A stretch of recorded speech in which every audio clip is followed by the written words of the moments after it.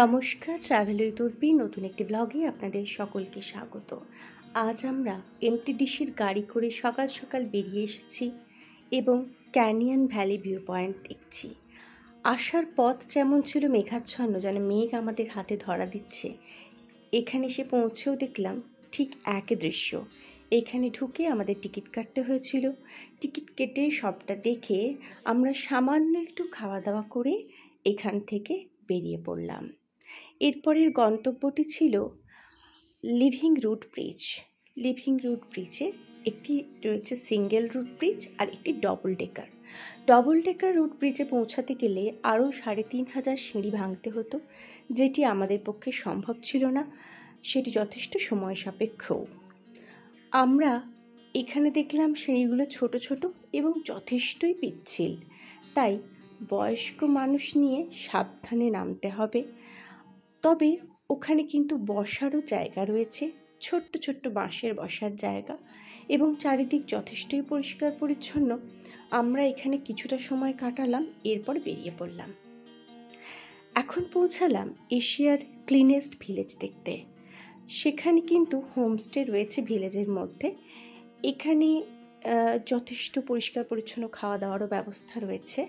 তো আমরা এখানে একটু দুপুরের খাবারটা খেয়ে নিলাম, দিয়ে ঘুরে ঘুরে চারদিকটা দেখছি।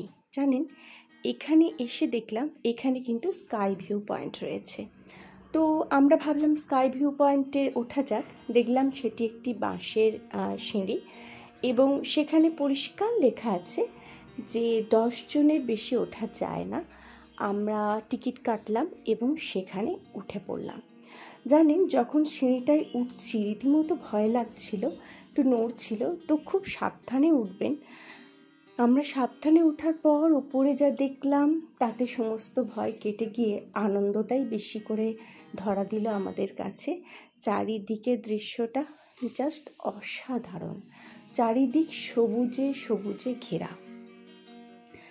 আর এই সমস্ত কিছু দেখে আমরা জানি নিচে নামতে হবে। আমি ছোট বাচ্চাকে আর আমার বাবাকে নিয়ে উঠিনি, তো সেখানে আমরা নেমে যাচ্ছি, কেননা নিচে অনেকেই আমাদের জন্য অপেক্ষা করছে।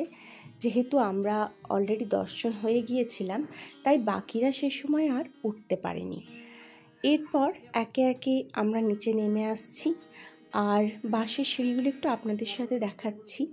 দেখুন, ঠিক এইভাবে বাঁধা রয়েছে, আর খুব সাবধানেই ধরে ধরে নামতে হবে। এইভাবে সিঁড়িগুলি রয়েছে গাছের সাথে বাঁধা।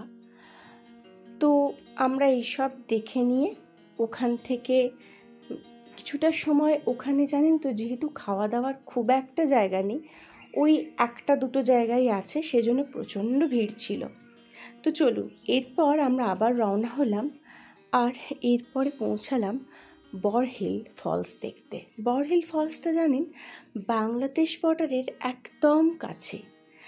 আমরা এখানে পৌঁছে এই যে ফলসটা, এই ফলসটা কিন্তু আমাদের যাওয়ার রাস্তাতেই পড়েছিল। আমাদের কোনো পাহাড়ের গা সিঁড়ি বেয়ে নামতে হয়নি বা কোথাও উঠতেও হয়নি। আমাদের যাওয়ার এই যে রাস্তা দেখছেন, ব্রিজটা ক্রস করে যাব, আমাদের গাড়িটা ব্রিজের ওইদিকে দাঁড়িয়ে আছে, আর আমরা এইখানে একটু নেমে এসে কটা ফটো তুলছি। তো বরহিল ফলস দেখার পর আমরা যখন সেখান থেকে গাড়িটা নিয়ে ঠিক এর পাশ দিয়ে যাচ্ছি, এই ভিউটা কিন্তু গাড়ি থেকেই তোলা।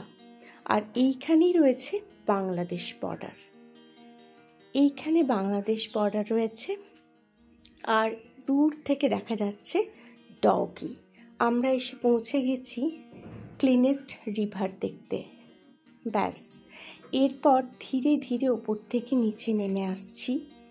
আর এখানে এসেও টিকিট কেটে নিয়েছি। এখানেও যথেষ্ট লাইন দিতে হয়েছিল।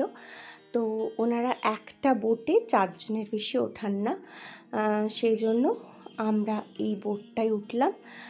আর এখানে ওনারা এদিক থেকে আমাদের অন্য প্রান্তে নিয়ে যাবেন নদীটার, তারপর সেখানে 1 ঘন্টা আর কি পুরো টাইম যাওয়া আসা মিলিয়ে।